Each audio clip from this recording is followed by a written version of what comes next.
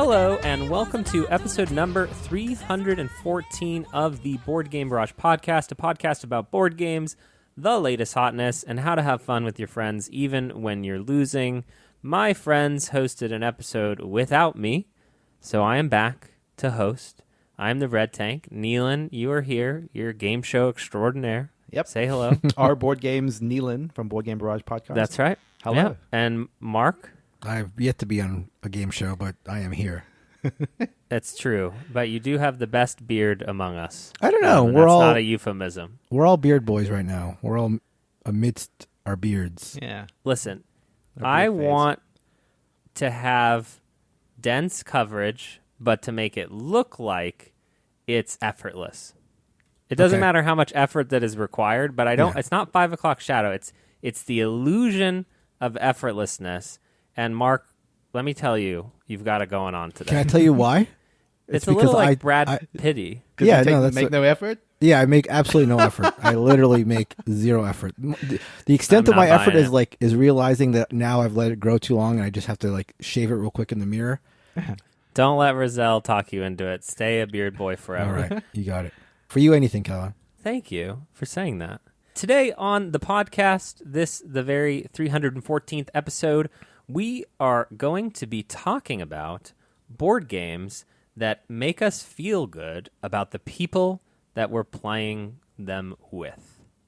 So these are non-BGB played games. Certainly not when we play together.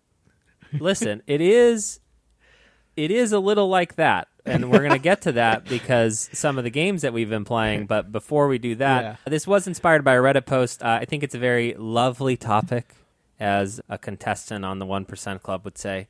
And before we get to that topic, we're going to talk about the games we've been playing. Neelan is going to talk to us about ARCs. Well, I'm going to butt in, Neelan. Okay, you're going to be there, and it's your segment, but I'll be there. I'm going to introduce the main act. Correct. Well, Neelan, I won't be anywhere around. Don't worry about it. You're the villain of the show. Perfect. And then after that, the latest hotness. This is so hot, it's not even the latest hotness. ARCs is the latest hotness from a month ago. Luthier? Mark? Who knows? It's so hot we don't even know how to pronounce it. That's how hot it is. It's 2025. It's about... That's how hot we are. It's 2025. Okay. Let's just go. We're not going to get there here, but we are going to get to ARCs in space. Neelan? Yeah. ARCs in space. So we kind of spoke about wanting to do a review of this for a while now, but Kellen and I finally got to play a game of this together. We had each played it separately until that point, which I thought was an important thing to hold on to. We've kind of covered ARCs a little bit before, so I'm going to kind of give the briefest of overviews here. But this is a game that is, at the very least, in the guise of a space 4X game. It is not a 4X game at all, but that's kind of the sense of it. If you're imagining something like a Twilight Imperium or an Eclipse, where you have spaceships and they're moving around, building cities and then fighting each other, that's the general theming, the gist of this. I would say the main two mechanics in ARC that really define it, though, are this sort of trick-taking action system, which I kind of hate describing in that way, but where you are effectively playing a card on your turn, which determines the number of actions you're going to be able to play. That card has a numerical value on it, and if someone is able to play a higher card of the same suit, they get to take the full suite of actions. Otherwise, they get to take only a single action of their choice by playing any other card from their hand. So there is some element of okay, I can play high to make sure that other people don't take the initiative from me, because that's the other critical thing. The person that plays the highest card of that suit gets the initiative, gets the starting action of the subsequent round. And the reason that's a big deal is kind of for this second half of what I would describe as the core of ARCs, which is these ambitions, objectives. If you are the lead player, you get to, on your turn, declare an ambition, which is effectively for this current chapter of the game. There are 5 chapters that make up the game of ARCs. You get to say, we are going to be competing over this objective this round. So I decide we are going to be competing over the Warlord ambition this round. What that means is that at the end of this round, whoever has taken the most trophies, for example, in the case of the Warlord, that person is going to be scoring X number of points. Second place will be scoring some points. But that only happens if someone declares an ambition. And there are 5 different ambitions you can declare, which are some combination of collecting resources, having trophies from like fighting in battles, or taking other players' agents captive. So there's this very bold declaration of like, I think I'm in a good place to win this objective. Now everyone come at me and see if you can best me by the end of the chapter. So that's the thrust of it. The game is an interplay of those two systems, of you positioning yourself in order to be able to like be competitive in a specific objective, while also managing your hand of cards in such a way that you're doing well at the quote-unquote trick-taking side of the game. Because it is a very delicate balance of playing the right card in order to maximize your actions, but also keeping the initiative or taking the initiative when you desperately need to. So that's the high level of it. Arcs is a leader game, which means it has pretty amazing art by Kyle Farron. It is a cool production. It is a fairly pacey game, one that is very devious in like the decisions you have to make at any given moment. And also one that... game? As in, it moves. It's like, it's under like 2 hours. I don't, is that a word? I don't know. It has pace to it. I don't know if that's a word. Pulse. Yeah, exactly. We got our first game of this done in under 2 hours, which for that broad category of game is certainly not one of those games like a Twilight Imperium or Eclipse that's going to be taking 4 or 5 hours to complete. So it moves at a good clip. It's got really solid decisions. It's very, very interactive, and it's quite spiky. It has a lot of moments where a turn you can take would be the best turn that's going to win you the game. And then a lot of the time you're just kind of looking at your hand thinking like, what's the one simple action I can do that can get anything done? Anyway, so that's my intro into all of this. Kellen, I want to get your early thoughts on Arcs. Yeah, I think it's important to sort of set the context here, which is that there's the base game for this. There's the expansion Leaders and Lore, which, is quote-unquote mandatory for certain types of players in the base game. And then there's an entire expansion campaign thing, that the expansion campaign thing is larger than the original box and has more components, if I recall correctly. Yep. So it's a bit unclear to me what the desired state is for Arcs in terms of, like, which is better. I'm sort of on the record that like no game can be all of these things and actually function well in all of those formats. So I think we have not played with Leaders and Lore yet. So calling this a review is a bit, exaggerated. It's sort of where we're at as it sits right now. I will be playing with Leaders and Lore. I will be playing the campaign at a future state. My summer has just been brutally busy. So we have not had the opportunity. With that said, I will say that I am very surprised by how popular this game is. Mm-hmm. I think, Neil, you may have said this. This is the thing that I've said this in the past about Root, and I feel doubly so about this, which is that it doesn't really seem to fit with the current ethos around the games that become exceedingly popular. It is very harsh. One turn could be the difference between you going from being very far behind to winning. Like, it is very dramatic in the sort of moves that you can make in this game. So I'm surprised it's resonated with as many people as it has. And sometimes it can just feel very nasty. Yeah, I think so. I think you're not as into Cole Worley as I am, as a rule, both through John Company and through Root, which is in my top 50 of all time, and even Pax Pamir to whatever degree. I think you like and respect, and I'm putting words in your mouth. I think that's a great description. Yeah. I admire all of those designs more than I like playing them. Yeah. I will say that the actual turns of arcs in space, I quite enjoy, which is, you get a bad hand, and I think all hands are good and bad, blah, blah, blah. In Arcs, you get a hand that doesn't necessarily have you doing what you want to be doing, but it's sort of a tactical, not a puzzle, but it's a exercise in how can I maximize this hand.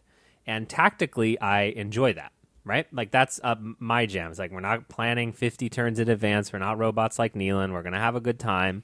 We're going to do some fun stuff and see what happens. Where I get a little bit lost is that in between each chapter of the game, of which there are 5, you're then redealt a new hand, and that strategy may have to shift so dramatically. So you get a hand that's really good at construction. Okay, I'm going to become the god of construction, and then I'm going to have the infrastructure needed for a future turn, and then on that future turn, you either get the same type of cards again, or you get a type of cards that doesn't work with what you were previously good at. And that can 1,000,000% be the difference between winning or losing, and you have to be able to pivot. I think this is very PAX-like, in the way that you declare your ambitions, which is sort of like the shifting game state of what is even the win condition of this moment. And obviously in PAX it's a little bit more terminal because often that's a game ender, in Porfiriana when it's like, which win condition is in play right now, or how can I change the win condition? So this is a little bit more Euro in that sense. But it doesn't appeal to me from the perspective of like, I'm a sneak attack player. My favorite way to play these games or type of games is to like pretend like I'm doing something and then figure out how to do something else that just is like a bomb dropping on everybody. And I think that there's a lot of spiky moments in this game, but having to declare any way to score points like 4 or 5 turns in advance is like a mini exercise in the game ending over and over again, because you declare that it's all about goods. It's all about goods this turn. And then you basically have 4 or 5 excruciating turns where everyone is trying to stop you from getting your goods. And you're just like, no, I want to do it right at the end, right before anyone can stop me. And it's too late. You didn't see it, you dumb And for whatever reason, that ambition system, I'm not sold on personally. There's a lot to like here. It simplifies a lot of the genre. The combat, I think, is excellent. Mm-hmm. The sort of micro, macro of building ships, sending them out, movement. It's all really reduced in a way that I don't find like too complicated.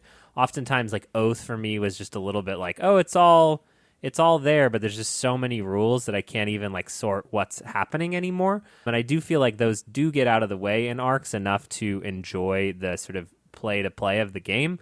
But then you're still playing some kind of weird trick-taking game. It's like, man, I'd really love to attack Neelan right now if only I could get a battle, card, but alas, I don't. And, obviously that type of resource can't be used in the prelude, so ergo, I will not be attacking Neelan. We kind of half undid some of the play that we were happening and like looking at what would have happened if a die roll had gone the other way. And like, it was literally the difference between Neelan winning or me winning to some degree, which again, I think your mileage may vary about whether you like that.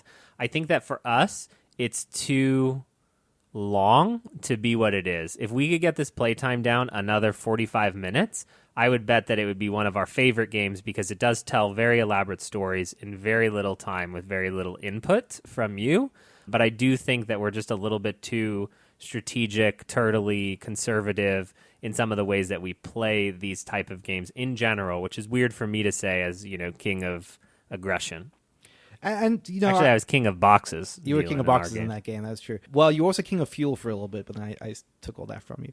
Oh, yeah. And then the die roll didn't work for me, even though I had 50-50 odds of getting it back. So a couple of things I do want to respond to there just to give my angle on them. That specific thing you described about the ambitions, funnily enough, is actually the thing I like the most about it, which is it's the thing that you would describe as gates, which I think I absolutely understand that perspective, which is like, okay, there's nothing that you can just sneak on someone. The bombs are all there in Arcs, but it takes 2 steps to set them up. In terms of these cards that are like massive effects, right? You have to put influence on them, and then you have to secure them, and then you can use them. So like there's a multi-stage process to be able to do a lot of these really, really, really super big power moves.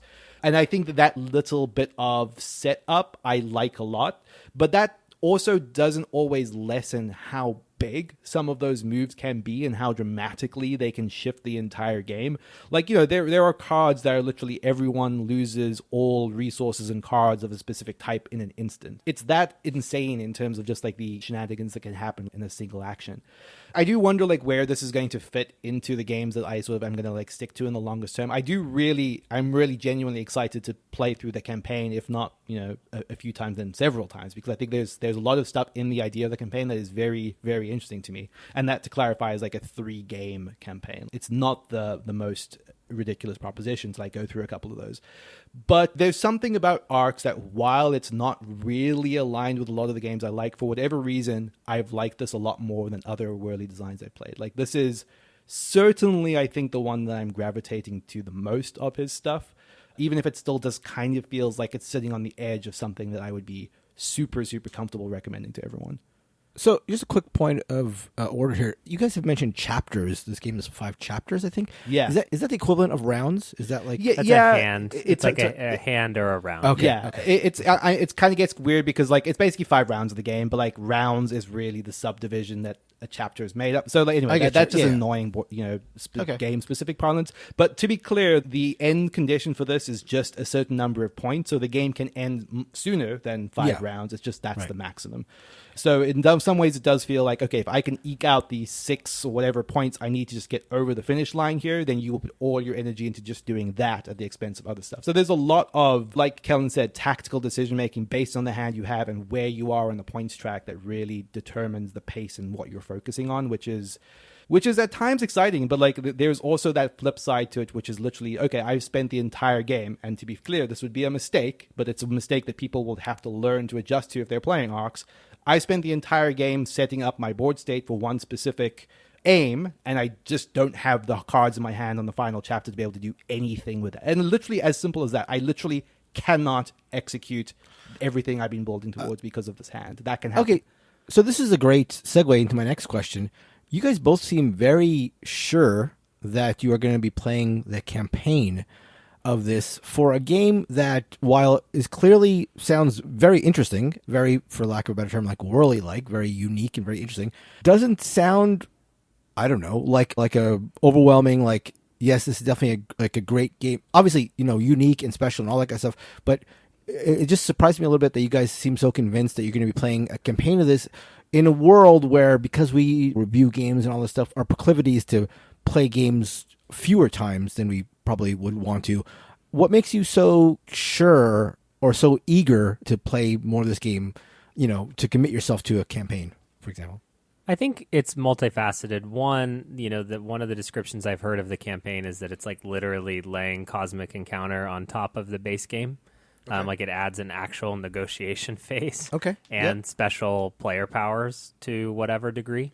2, it's a 3-game arc, which is like, if the campaign was 10, I wouldn't do it. Sure. Like I actually would not do it. Yeah. And then 3rd, there's sort of the sort of pedigree and the sort of, it's what everyone is talking about right now, so it feels kind of fun. I also think like the game length will go down a little bit, which just helps, because I do feel like this sort of action to action, one of the things, because I played this game the first time, and we have a previous episode where I covered it with Cole Worley and Tom from Shut Up and Sit Down, and it was like on the first turn, Mark, it's like Cole was like, oh, you should move here and attack Neelan, and like in any other game, that's like not the right choice in a space fighting game. But it's like it can be the right choice here. It's like immediately in on the action from the get-go, which I think is exciting. Yeah. Even though it was like quite, I don't know. I think it's not a game for Christina, I would say. And she may opt out of the campaign. She did play with us. But sort of sorting out why that is and why it might be for me is kind of what we're trying to sort of get to through dialogue. That's what the dialogue is for, Mark. When we all discuss together, we arrive somewhere better. For my part, like it's possible that I maybe like this more than it sounds from this episode. Like I am quite keen to play the campaign, and the second part of that is something Kellen alludes to, which is the campaign like adds so much stuff to it that by almost all accounts, it's practically a different game that uses arcs as like 50% of its base. Okay. Wow. Yeah. Interesting. It's. I mean, having read through the campaign rulebook, it does almost feel like as many rules again on top of arcs, which is kind of nuts. Yeah, there's just a trust. Trust. Absolutely. Neelan loves John Company, so he's gonna love arcs. The other thing, that's kind of exactly it. Like I trust in the idea of what it's going to be, which is like a player-driven experience. And like contrary to what we were talking about last episode, Mark, coming into this with a little bit more like, I'm buzzed to experience that with this game more than I am to like with John Company. Like it seems like an experience I would enjoy based on the understanding of what the campaign is and offers and adds. But that is Arcs by Cole Worley and Leader Games. All right, Mark, you're up to tell us how to pronounce this game and whether it's good from the future. Okay, so I got a chance to play Luthier. This was a Luthier, which was a preview copy. Let me get to it. Sent to us by Patterson Games. Before I go on, as Kellen won't allow me to, I'm going to attempt to keep pronouncing it the way I believe is the correct way, Luthier. For those looking it up, if you're interested in checking this game out, it's spelled as if you would pronounce it Luthier, Luthier. So this is potentially a Trois Troyes situation. I'm not really sure because this is the latest. People who on this. make musical instruments? Yes, that's what you are. I actually thought it was not Luthier. Not. You thought Luthier? it was about. You thought it was the Idris Elba character. Yeah, he's so hot right now. Yeah, Luther. Yeah, no. This is a game designed by Dave Beck and Abe Burson. This is Beck's follow-up to his first design, Distilled.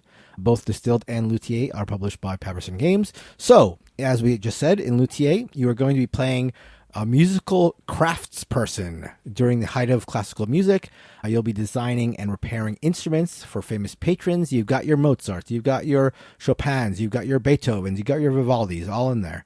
In addition to supplying the greats with instruments and repairing those instruments, you'll also be putting on performances. I'm not sure if it's supposed to be you putting on the performance themselves or if you're just supplying the instruments for the performances, but whatever. There's performances that you will be a part of in some manner.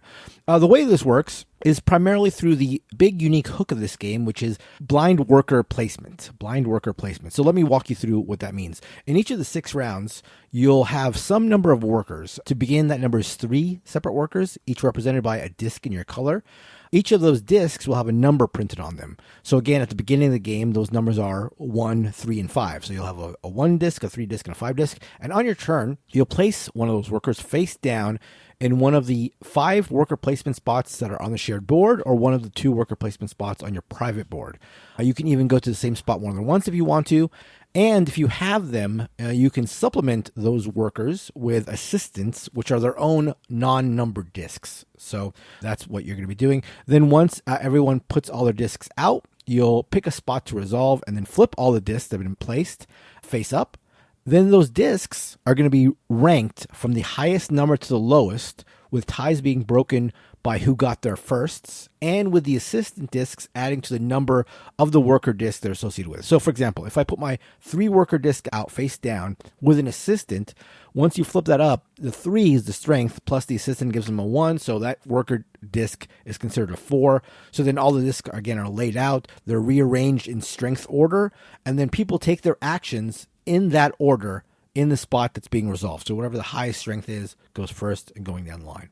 As I mentioned, there are only 5 shared spots on the board and then 2 private spots you have. So let me go through those 5 spots really quick. So one spot is where you pick up patrons. This is, again, where you get to Mozarts and stuff. And they also act as the main contracts you're going to be trying to satisfy throughout the game.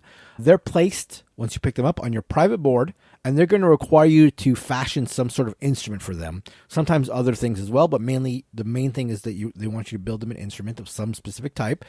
And they're going to have a patience timer associated with them. So you need to get them what they want before their patience runs out and they leave your board and you get negative points. That's the patron spot. Another spot you have is where you're going to be picking up plans for those instruments. So this is where you're actually picking up the instruments you're going to be creating for the patrons. You pick them up from this one spot, you place them on your personal board.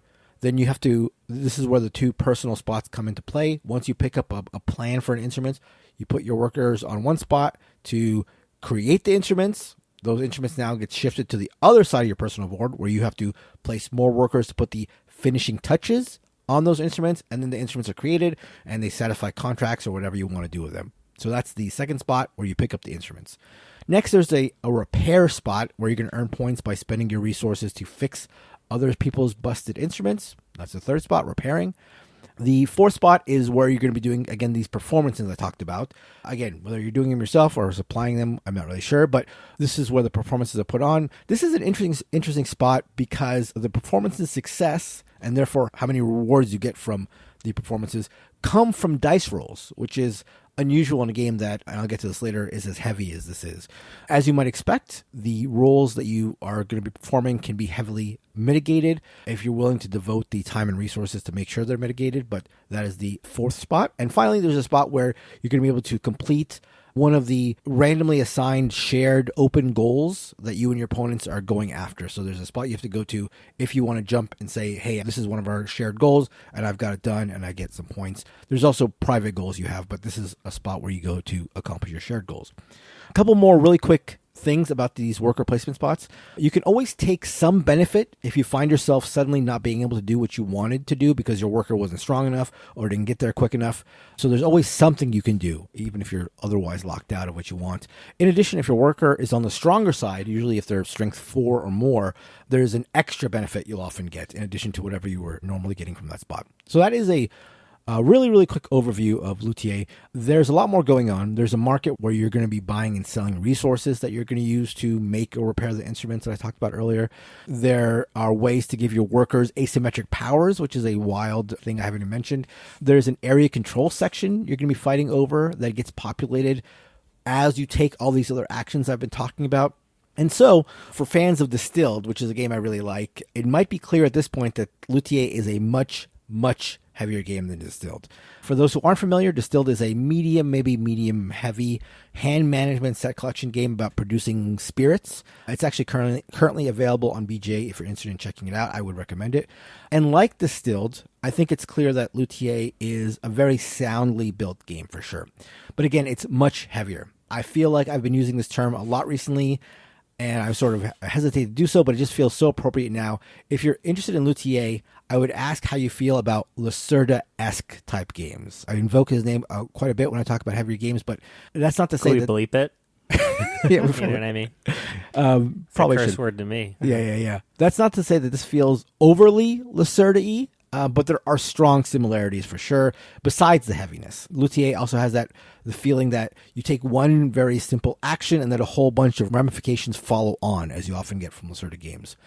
Quick step away from the gameplay for a second, but another comparison to the Lacerda Eagle Griffin games is how incredibly, incredibly lovely and luxurious the production and the Vincent Dutrait art is in Luthier. It's just absolutely gorgeous. As I mentioned, I was playing a pre-production copy, so I don't know how close to the final production of the game this is going to be, but if it's anywhere near, it's an absolute knockout, and I would encourage anyone, even mildly interested, to check out the art, at least, for the game. It's beautiful.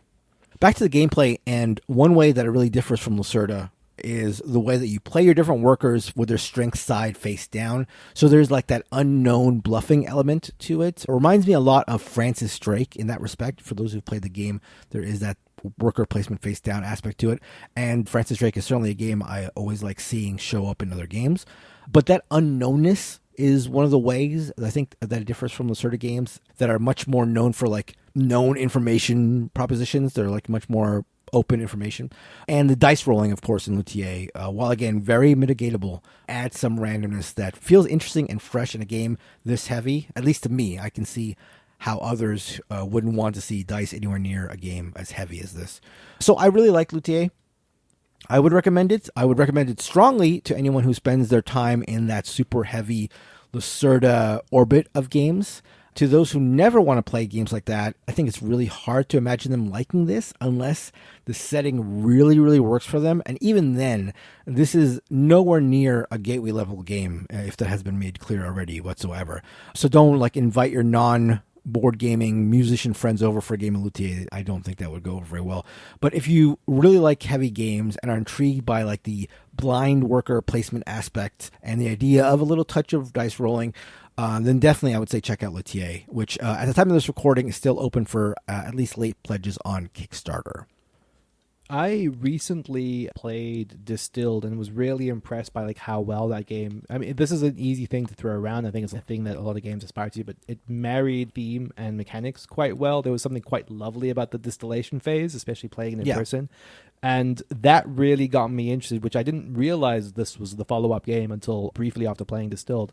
Got me very intrigued to like try this out. Like I'm definitely someone that would be a little bit perturbed by a substantial amount of added weight, but yeah, I'm all in on trying this at some point based on even just that couple of games of Distilled. Yeah, I mean, again, the game is like, I think both games are really well-designed games. I don't think this game is as thematically integrated as Distilled. Like, Distilled has that thing where you're, brewing some spirit and then you take the top card and the bottom card off of the deck, and that's supposed to represent, like, the head and the tail. And that, I think that's just a really cool thing. I don't know how integrated, like, there is the, like, start building an instrument and then put the finishing touches on them. there's a little bit there. I don't know, again, how super thematically integrated that aspect of the gameplay is, but the art, obviously, and all the production values sort of make up for that and make it thematically feel strong in that respect. But yeah, certainly much, much heavier.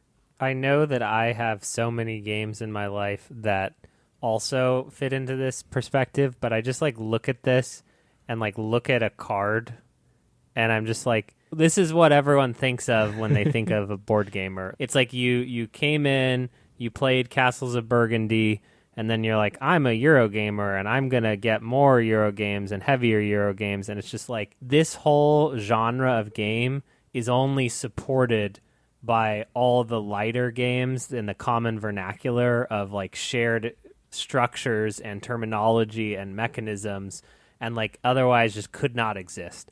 And again, I know that I have 20, 30 of my top 50 games is also that. Yeah. But when you're not the like target market for whatever reason, you can kind of look at it and see it more clearly, Mark. But it's beautiful. It's obviously. Yeah, and I agree with you. I think it separates itself a little bit with this blind worker placement thing. You know, a lot of games will say that. Well, you could play it with the open variant that people are requesting on the forum because they don't like playing with blind bidding, Mark. Okay. What do you think about that? I think that's... I only prefer open bidding in my upper heavy Euro games. Yeah. I mean, that's true.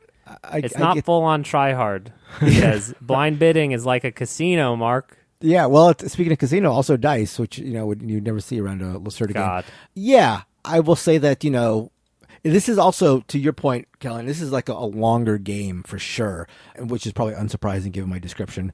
And that allows you to play strategically, like, you know, with the bluffing and with the dice rolling. Like, it's still a game that is going to reward for sure, like, strategic play. And maybe you lose that if the game is shorter and if it's not as, like, built up as you're sort of alluding to. So, yeah, I mean, again, this comes down to, like, do you like Lacerda and Lacerda-esque games? Like, if yes, then you have to at least give this a look. But if it's if there's no way that you play a Lacerda game, then again, it's going to be hard to convince you that this is right for you.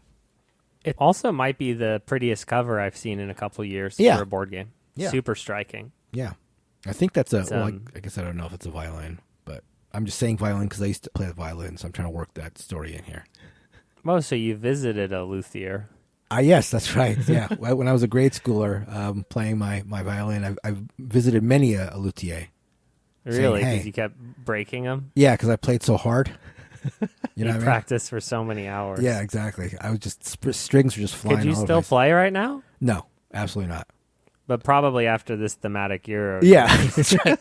It reignited my passion. Close to back. Yeah, as we were playing, there was a moment where like people were asking what was going on with me because I just had this like flashback where my eyes were rolling back in the back of my head, and I was like feeling the bow in my hand again. You know that feeling. You start strumming an invisible violin, and everyone's like, "What's happening?" Yeah, exactly. What's happening, Mark? And I'm like, "Don't worry about it.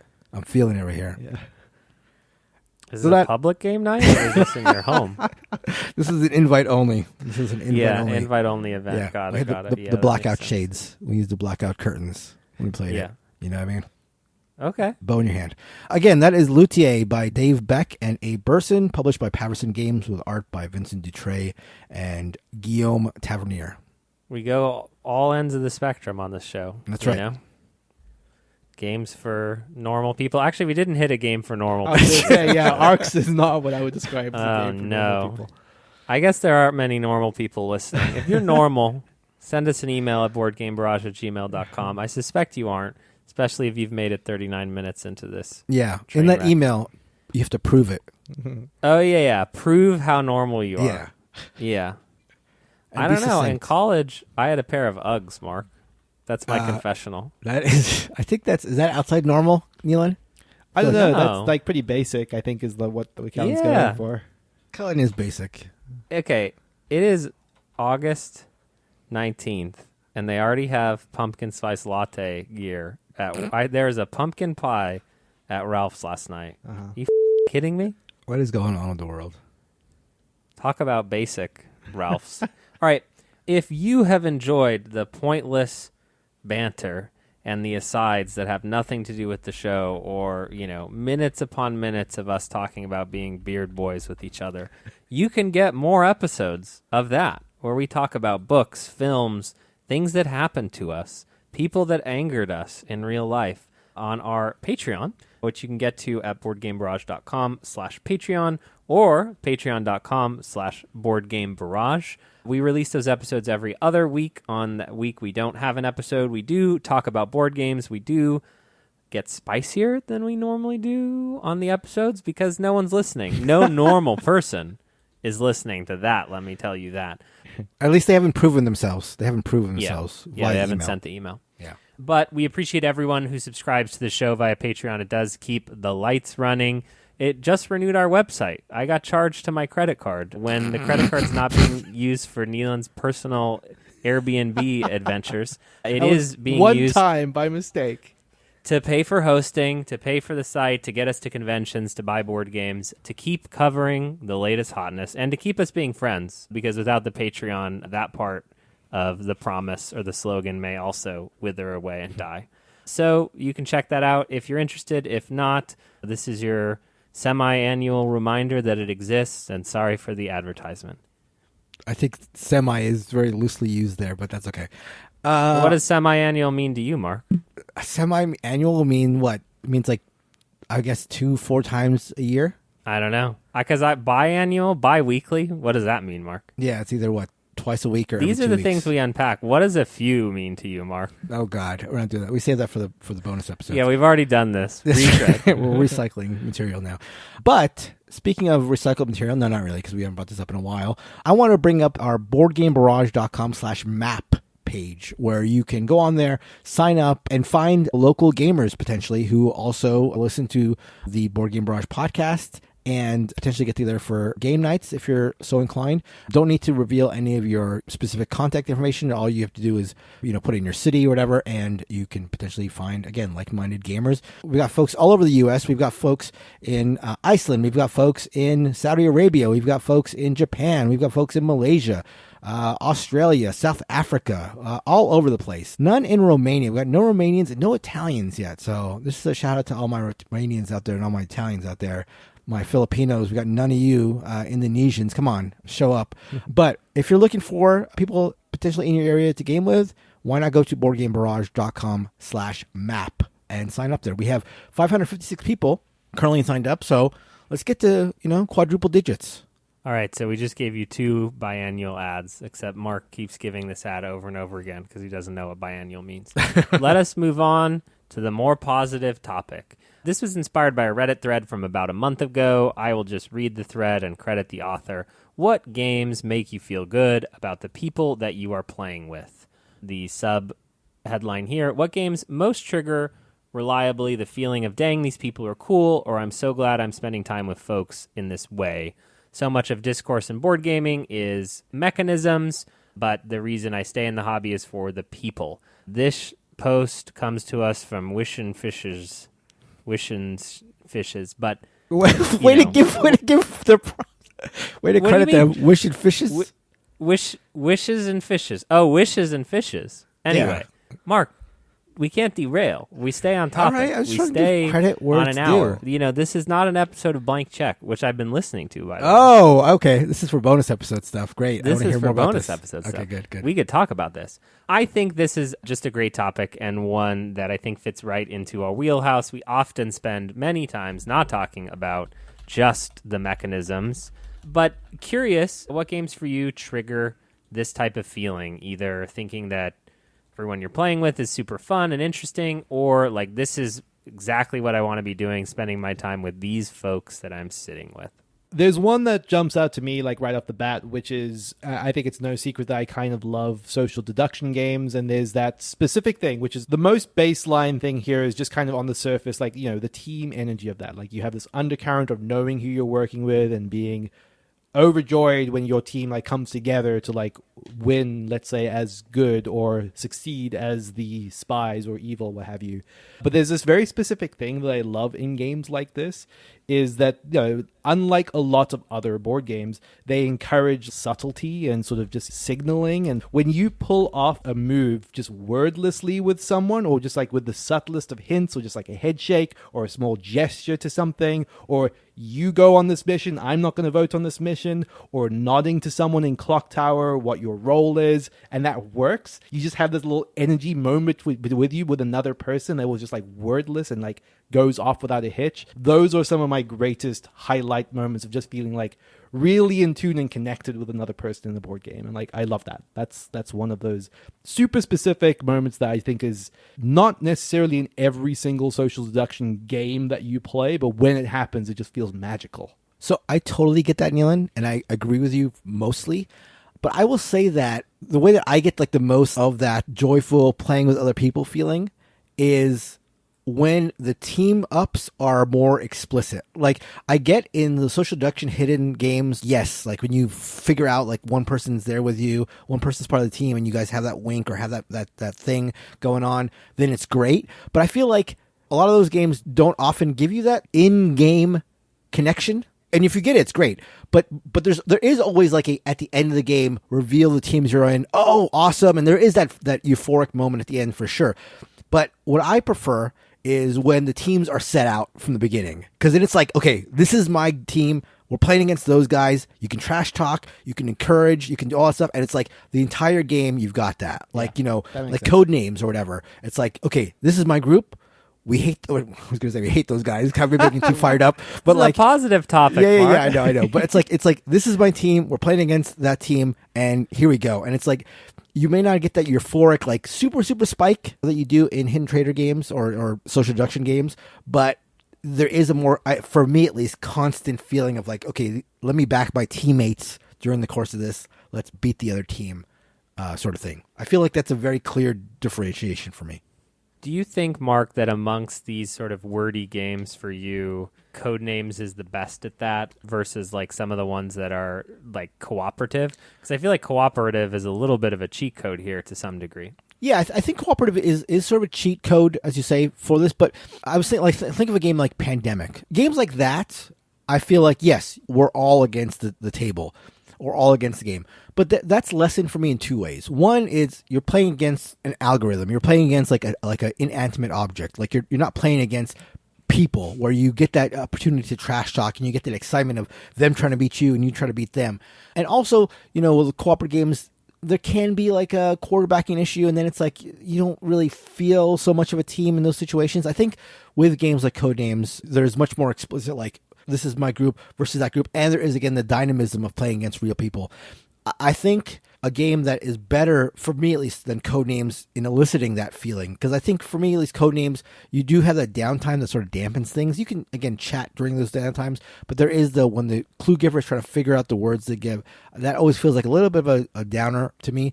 But a game like Decrypto, which is, again, it's a hard game to teach. There's the Kellen rule of Decrypto. Like, the way you teach Decrypto is just start playing it and you'll get it. But once people get Decrypto, you have the team aspect to it, where like our team versus their team, but you also have, which is another really important thing for like enjoying other people's company to game night, is like seeing people do clever things. Yeah. Like Decrypto is a game that really lends itself to clever play. And so like when you or your teammates do something clever, or, pull off a clever clue, feels really, really good. So for that feeling, I think Decrypto is like among the top for me.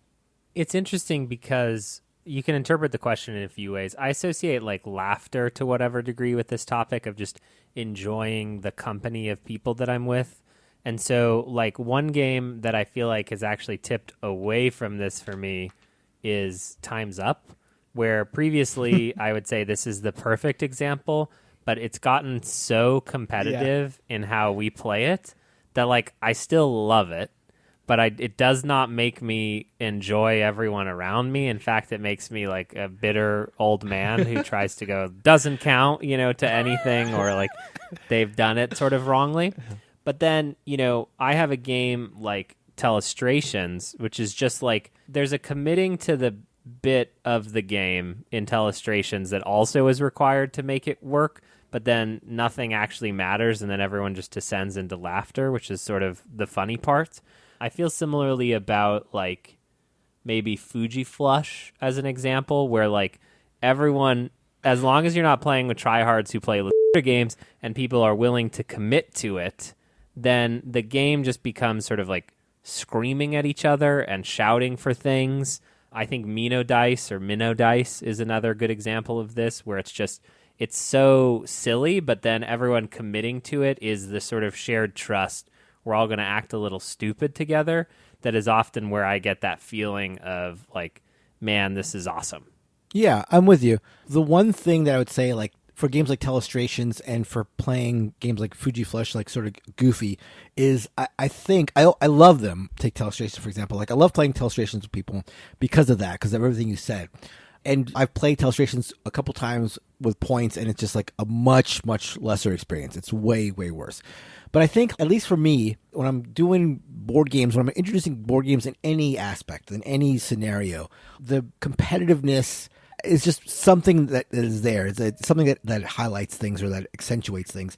And so I feel like when I play Telestrations, I have less of the, oh, this is so great with like being with other people feeling than I would in a game like Time's Up. Like even when I've played Time's Up with less hardcore people than ourselves. And to be clear, I love playing Time's Up with our group. Like, it's like one of my highlights. But even with more casual people, you still have a team vibe. You still have that like winning thing. And I think that just like, again, heightens the experience. That competitiveness, that clear competitiveness just makes things like, again, you get that like thing you get in sports where you're bonding with your teammates situation that I think Telestrations you don't have as much of. Again, it's easier to get Telestrations out and played because you don't have any of that pressure or any of that stuff going on, and because people can be creative with Telestrations. But it just, there's something that is lost a little bit to me when it's not, there's no competitiveness in there. Yeah, I think I'm reminded for whatever reason of Word Slam, which is a game that we've played like that, and it's probably, again, just less exposure to it, where it's like teams of people using cards to try to get other people to guess words, but it's team versus team. And there is a little bit of like, that team's full of idiots and we're going to get this one. And like, it's us versus the world that is quite compelling. It's one we haven't pulled out in a while. I would not say no to that. Yeah. There was that specific thing that happens, and I think especially when notes when Mark's on everyone on the team on Time's Up, where it's like before the start of every round, there's that look around the room. Is every teammate on me right now? Is everyone focused in on that? Like that is great. Like that is the team sports vibe. I think that you're talking about, Mark, like to a T. Another thing I like that brings out that, God, I'm playing with cool people, or how great is this, is, and we've touched on this, is like when people can play cleverly. When I see like teammates or people just playing the game cleverly. A game that sprung to mind that is I think a BGB classic is Crazy Wordz, which is a game that Callan introduced years ago to us. But like, it's a game where you have a collection of random letters and you're trying to describe something that a card tells you to describe. And just like the clever plays and the unique takes on trying to communicate something with like such limited options has really brought out like really, really amazing creative moments. We still use yuckvuck, which is like a word that came from a game of Crazy Wordz. So that's another time where I realize how much I love this hobby and playing people. It's a creativity sort of engine, right? Like the Dixits of the world are a little different, but have some of that same vibes. Even Just One, I recently played with a group of coworkers, and even the micro clues that people are giving for one word, I'm like, I would never have thought of that. And then we had this one woman who every clue she gave was also sexual somehow. And so not only was it like working with the category, and I'm just like, my God, this person is killing it. Like, I'm so, like, it's like, how does, butt get me to moon? But here we are. And like, it's just like all this sort of like, how is she doing this? Another one actually I just thought of that's really, really good for that is pictures. When someone gets like a specific arrangement or something, like if they're doing the blocks or the string, and you just look at it and you're like, you've nailed this. I know exactly what you're going for. It's like the simplest, cleverest idea that communicates the image they're going for using whatever stupid medium they're working with. Like, I love moments like that. Like, I think the games that allow you to really flex your creativity in like in really clever ways, I think are phenomenal for this. On the like flip side of that, though, another game that I think of a lot when I think about just people making really smart plays that make me just want to be like, man, that was the highlight of our play. That time when you did this and this and this, like Stationfall is like that for me. Because like when you pull off a winning move that is just the perfect combination of actions at the right time that like clinches you a win, sometimes it can just feel like this really like mega brain type moment playing out in front of you. And it feels, the one or two times I pull that off, it feels good to do. And then at the times you see other other people do it, it's also just this really awesome, and that's awesome. Like, there is so many things that you could have done, and you came across this incredible combination of moves that just felt like out of nowhere and perfect. Yeah, it's funny because I've often tried to argue back with you about Stationfall, about whether that feeling like is manufactured by the game or not, right? Which is kind of an interesting framework, because there are so many looser games, like I would argue like a Cosmic Encounter, Sure, yeah. where that brilliance is in tricking your opponents more than it is so much like the monkey got out again, or like the airlock, or I'm the guy who flies out of the airlock and comes on the other side. Again, I'm not going to disagree with you because you have way more Stationfall experience, but it often feels like that game is like designed to make you feel that, even though it's I think that's exactly not right. emergent. Totally. And I think that the one of the things that I think where I will push back a little bit is that it's actually kind of in a way similar to Cosmic Encounter. Like the ways I think that Stationfall and Cosmic Encounter are both brilliant is that because of how many combinations of variables any given game is made up of, basically the combination of characters or aliens that are in your game, it leads to very specific possibilities strategically in a way that are just like, they cannot all be accounted for by the designer. Like it is correct. You're correct in saying that it's a game that's designed to create those moments, but it's also not every one of those moments was thought up by a designer, you know, like, because it just that all those combinations could not possibly be imagined. And even if they were, that's not a knock on no, the game. Exactly. Yeah. I think the other thing, and we sort of danced around it and sort of talked about it, and it'll depend on your group, is like when you see technical excellence, it just gets exciting. So it's like when we're watching a game being played and there's a very heavy economy and you can trade shit, I kind of just start watching what Mark does, you know? I think about the estates, and where it's like I don't even feel like I'm playing for first place anymore. Like I'm playing for second place, but I'm going to watch Mark work his magic. And there's like a technical excellence that like gives me that feeling of like, my God, like what is even happening? I'm watching it happen. What's really funny is I have this exact example, but for Sidereal, where it's like watching Mark play Sidereal is like an exercise in just watching expertise happen in front of your eyes. And you don't even really understand how he's doing it, but you're just watching him pull it off constantly, and it's magical. It really is magical. I get the same feeling when I watch you guys play... don't struggle too hard, Mark. You're going to edit this part out, right? No, I'm just kidding. No, I feel that way with Neelan and social deduction games. I think Resistance more than Blood on the Clocktower, but I feel like in a game that we're both in of Resistance or Blood on the Clocktower, it's watch Neelan figure out the end game, right, before it happens, decide if I can trust Neelan, right? And if I can, my job is, you're louder than Neelan. Go tell everyone the strategy that Neelan has come up with. It's smart. The people will listen to you. You know, you don't have to understand it, but you've watched the sort of calculation happen. But it's often that I get because Neelan then also is exploiting me. And then I don't feel this amazing sense from this beautiful post because you got me. Well, don't sell yourself short on the whole social deduction thing, because I think probably, I mean, it's got to be top 5 moment in my board gaming life was at BarageCon when we were playing The Thing, Outpost 31, whatever it's called, which is a social deduction game where, for those who don't know, like some people can be the aliens and some people are trying to survive and get out of the cabin or whatever. And Kellen had us convinced that he was one of the good guys. Like, because I'm always, as listeners will know, I'm always suspicious of Kellen. Like, if I'm ever playing a game with Kellen, he knows this. Like, my guard is up for him no matter what. I don't believe a thing he says. I'm totally on guard. I'm worried about him all the time.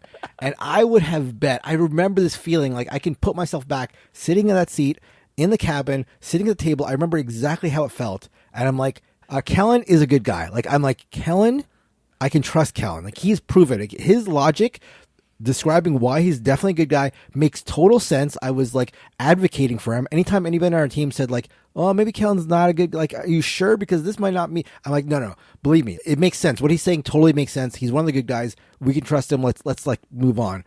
And at the end of the game, like, we're on the copter and we think we're safe. And if anybody else is on the copter with the good guys, they lose. And Callan flips his card, and he's one of the aliens or whatever. And I was just like, oh my God, I cannot believe I was on guard for this. I was so on guard for this. And he completely bamboozled me. And I will never forget that moment. It was incredible. That's when I knew you were capable of anything. Yeah. All lies. I start getting into a place where I feel actually bad for people, but probably not you in that context.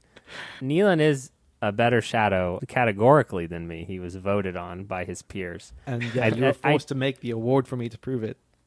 I do think some of that, Neelan, is because I'm inherently just a less trustworthy person. I know. I think that's Now, very, we can very unpack true. that. No, yeah, I don't think that necessarily like I'm any better at than you, but I think people are more inclined to just distrust Kellen in the game. And you know, that's something we've spoken about a lot. There's always this energy of everyone against Kellen to some extent that just permeates games, and I don't know why that is. Yeah, my win rate just needs a little buff here, just like a modifier.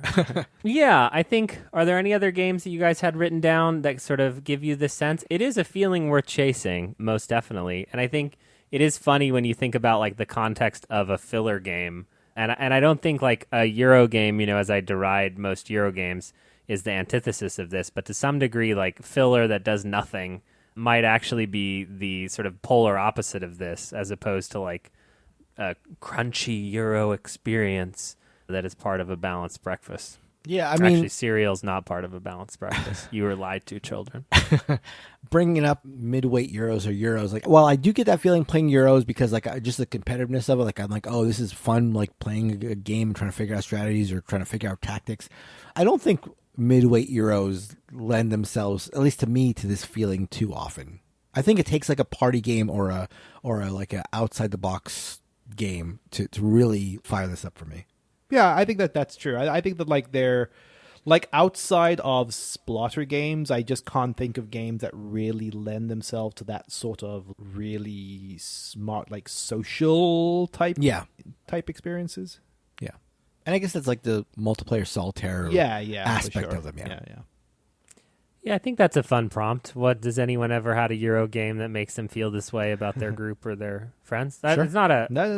I'm no shade. I'm actually legitimately curious. Yeah. I'm trying to come up with one to like prove you both wrong because I prefer doing that. Yeah. To basically anything on this podcast. I mean, the only one I can think of is one I already mentioned, which is Sidereal. But like, is that a Euro game? Like mostly. But, yeah, sure. Any more for any more? I think that's good. That's my new phrase. I learned it at work. Somebody said that. Wait, somebody else says that. I've heard that before for sure. No, it's an original. Oh, no, it's somebody. It's actually a British guy on a soccer podcast I listen to always says that. Well, it is from my very British VP. So Makes sense. I've got some other ones. Do you want to bash heads together after this and come up with a new plan? Okay. I think that's going to do it, but I do think anyone giving specific examples of games that elicit this sort of feeling would be great. Wouldn't it be great if we all liked each other? If only. One day. It's hard in this world with all the social media. We don't even have to leave our house. We don't even have to record this. We used to record this podcast in a room together. And then you know what happened? The internet happened. That's right. What happened to us? That is going to do it for this episode of the show. You can find us in all forms of social media, BoardGameBarrage.com. You can find us on Discord at BoardGameBarrage.com/Discord. You can tell us how much you like the show in the podcast channel. That's the only thing that channel is used for. Never do anything else in that channel. You can email us at boardgamebarrage@gmail.com. You can find us basically everywhere except YouTube because we are the Beard Bros only to each other. Thank you to Heart Society for their song, What's on Your Mind, Kid? Don't go to their website because now it is not related to the band because the band is broken up. We have not. We'll never break up. Thank you so much and good night. Bye. Goodbye.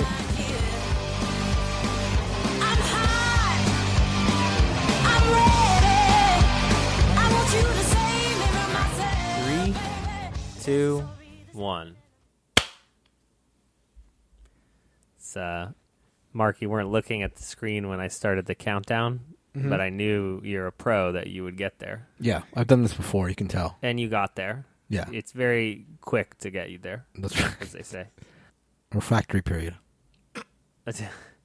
Did Did we make that joke recently? did. I feel Maybe like on the Patreon. yeah. I don't think we. saved Paying that. customers only. Oh dear. Hello and welcome to episode number